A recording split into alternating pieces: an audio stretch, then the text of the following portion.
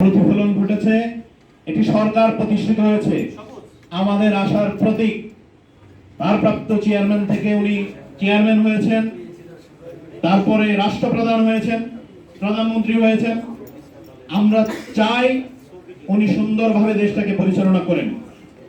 তবে একটা সমস্যা আছে আমাদের, সেটা হলো ভালো যদি বিরোধী দল হয় তাহলে সরকার ভালোভাবে রাষ্ট্র পরিচালনা করতে পারে, আর বিরোধী দল যদি খারাপ ছাত্র মার্কা হয় তাহলে সরকার পরিচালনা কোনোভাবে ভালোভাবে করা সম্ভব না।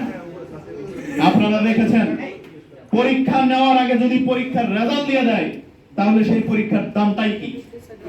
আমরা তো এখন পরীক্ষা দিতে বসেছি, বিএনপি এবং জাতীয়তাবাদী শক্তি এখন পরীক্ষার টেবিলে বসেছে। পরীক্ষা দিবে, 5 বছর পরে রেজাল্ট আসবে। সেই 5 বছর এদেশের জনগণকে ধৈর্য ধরে দেখতে হবে। আমরা আওয়ামী লীগের পরীক্ষা দেখেছি, আওয়ামী লীগ ব্যর্থ হয়েছে।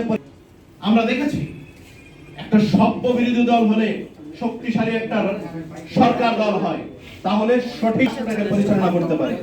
জামাত যেভাবে ন্যারেটিভ দাঁড় করায়, মিথ্যা ন্যারেটিভ, সেটা আসলে অনাকাঙ্ক্ষিত।